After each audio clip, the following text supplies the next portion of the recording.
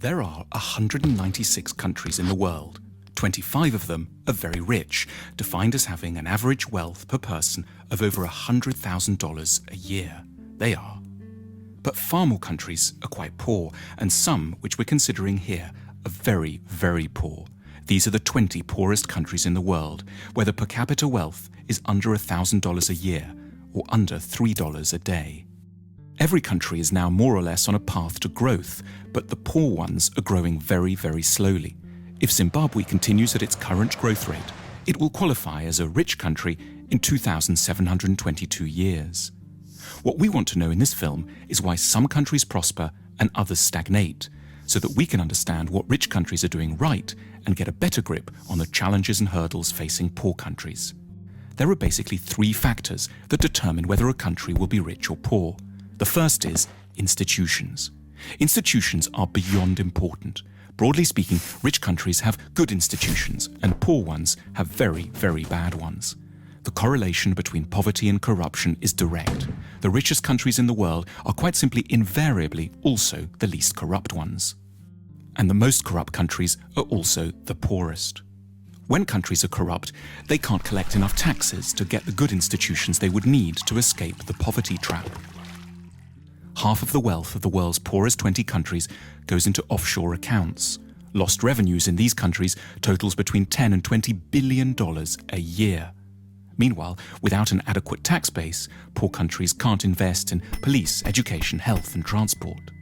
Now, a more generous way to look at corruption is that it's really a case of clan-based thinking. Say you're hiring someone. In the rich countries, you're meant to do so simply on merit, interviewing lots of candidates, then picking the best one, irrespective of any personal connection.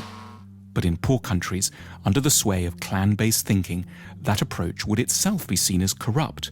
It's your duty to disregard the so-called best candidate from an anonymous bunch in order to pick someone from your own team, your uncle, your brother, your second cousin, the guys from the same tribe. As a result, poor countries don't allow themselves access to the intelligence and talent of the whole population.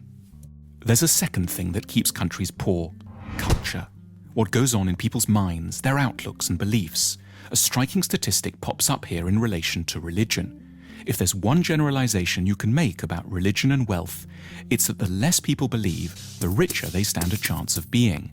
19 of the richest countries in the world have 70% or more of their populations saying that religion is not at all important to them.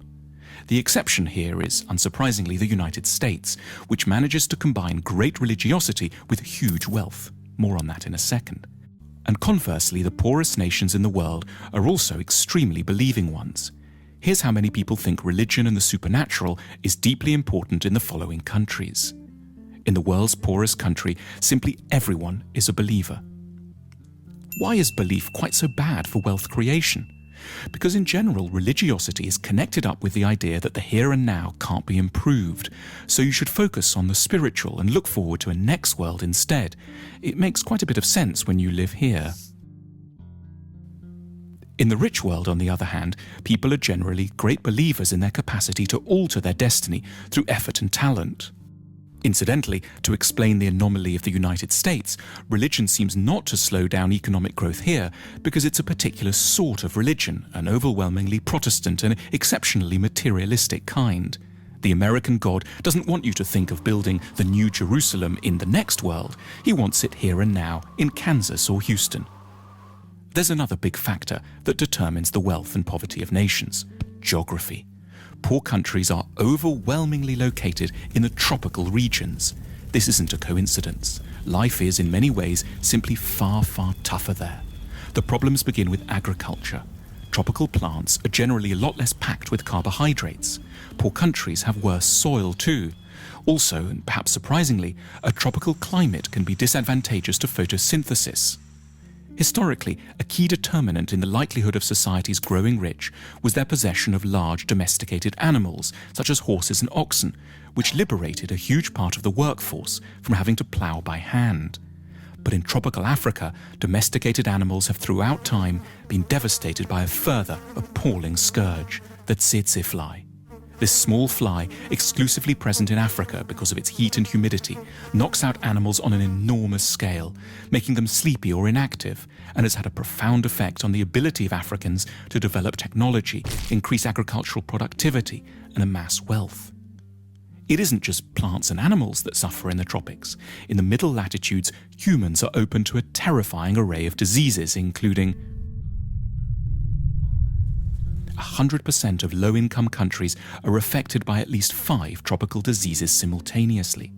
The magical temperature, which has helped to make rich countries rich, is 16 degrees centigrade. However superficially unpleasant, that drop below 16 degrees as autumn starts to bite is quite literally a foundation stone of civilization. Geography also encompasses transport, and poor countries are on the whole very badly connected. Landlocked Bolivia and semi-landlocked Paraguay are the poorest nations in South America. Africa has only one major navigable river, the Nile, and hosts 15 landlocked nations, 11 of which have average incomes of $600 a year or less. Not coincidentally, the poorest country in Asia, Afghanistan, is also landlocked. Then there's the matter of natural resources. Natural resources like oil or precious metals can be real trouble, and paradoxically, poor countries tend to have them in spades. These natural resources are what economists call intensifiers. They will help to make a country with good institutions richer, but one with bad institutions get even poorer, precipitating what's called the resources trap. So the Democratic Republic of the Congo is one of the world's most mineral-rich countries, holding most of the world's coltan, which every mobile phone has a bit of inside. But natural resource wealth helps elites to grab money without requiring the cooperation of the whole society. If the only way to grow wealthy is to assemble high-tech aero engines, for example, you're going to need your whole society to buy into the project. But if you just need to extract a few minerals, you can do so with a small labor force, some guns, and an airstrip long enough to ferry your loot out to market. The wealth from coltan keeps DRC armed rebels in guns and corrupts every level of society. So how should one weigh up the relative importance of all these different factors, institutional, cultural, and geographic, in determining the wealth of nations?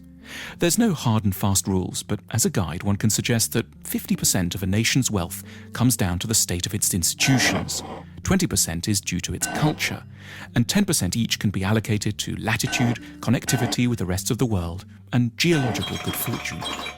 If you're a policymaker, this discussion has wide practical implications. But at a more personal level, one might take away 2 things from it. Firstly, modesty.